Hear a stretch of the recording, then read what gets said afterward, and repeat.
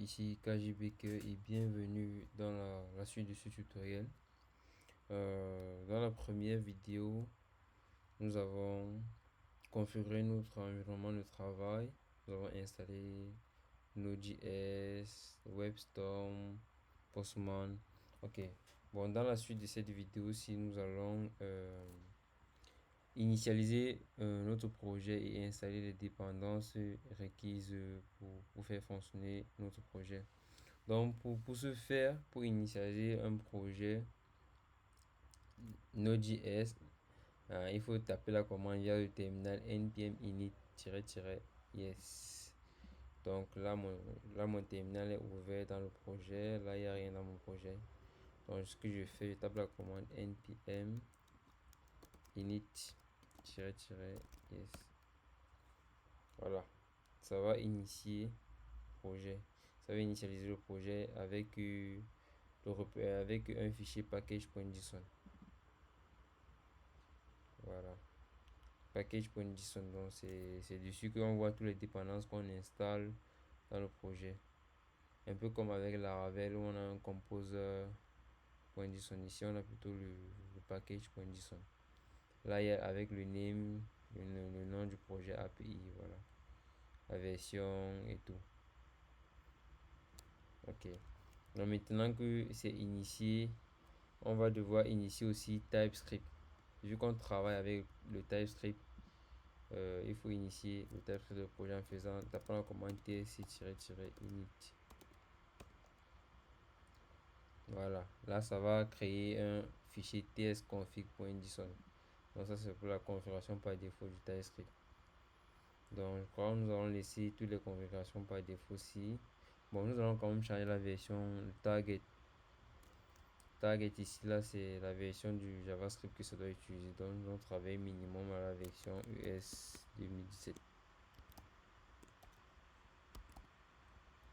Donc, voilà, on travaille minimum avec cette version-ci. La version US 2017. Ok, pour les autres configurations, nous allons voir plus tard. Ok, après avoir fait cela, nous allons installer Node. La définition TypeScript de Node.js. Donc pour ça, nous allons installer type node. Donc vous allez taper la commande npm install type node. Tous ces packages là sont disponibles sur npm. Donc si vous tapez par exemple npm là, type node, vous allez voir, ça va apparaître. Voilà, voici le package ici. Donc voici ça, ce gestionnaire de package pour l'installation des packages, des dépendances sur Node.js npm. Les dépendances npm, donc voilà ça, type node. Donc c'est là que je fais l'installation de type node.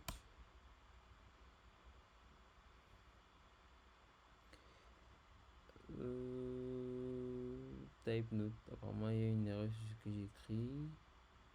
Là je vois encore. Ok, je vois où j'ai fait l'erreur. Type avec S. Voilà.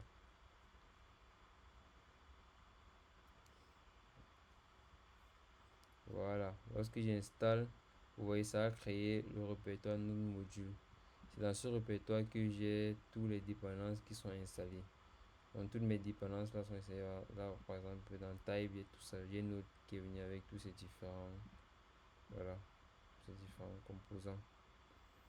Donc quand je viens dans package.json, là j'ai la représentation de ce que j'ai eu à installer. Donc voilà les dépendances que j'ai installées, type node. Donc dans le projet, j'ai installé la dépendance type node. Ensuite, voilà, maintenant que j'ai initié le projet avec TypeScript, je peux créer un fichier. Par exemple, je vais appeler ça app.ts. Non, j'ai créé dans le mauvais répertoire. À la racine de mon projet, je dois créer le fichier app.ts. Voilà. app.ts. Donc là, je vais par exemple faire un console.log de hello world. Voilà. Comment afficher ça? Comment lancer? Comment démarrer? Voilà, comment démarrer ce fichier-ci là. Pour ça, il suffit seulement que je fasse. Voilà, il y a plusieurs moyens de démarrer ce projet TypeScript. Je n'ai qu'à faire juste un tsc app de app.ts. Donc, je viens là, je fais un tsc app.ts.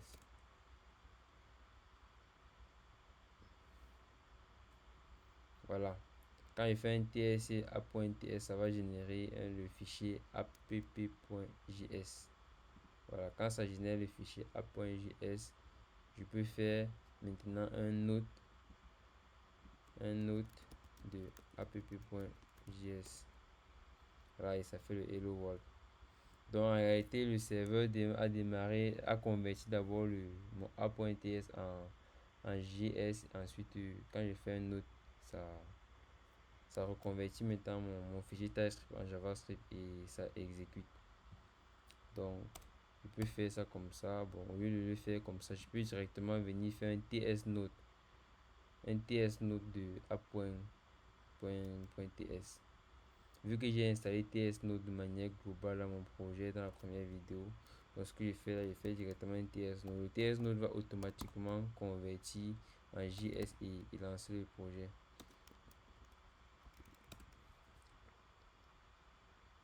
Voilà. Donc directement en faisant un TS Node de app.ts, ça démarre mon projet. Là, j'ai Hello World. Ok, je peux encore utiliser NodeMon. NodeMon ici, c'est pour juste redémarrer le serveur lorsque. NodeMon, c'est pour redémarrer le serveur. Par exemple, là, j'ai fait un Hello World.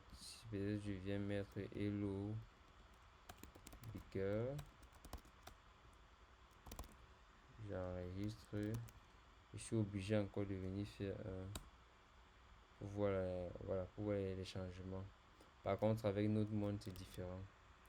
Avec NodeMon, ça permet de relancer automatiquement un serveur. Généralement un serveur express. Nous allons voir comment ça fonctionne plus tard. Donc là, je viens d'initialiser mon projet.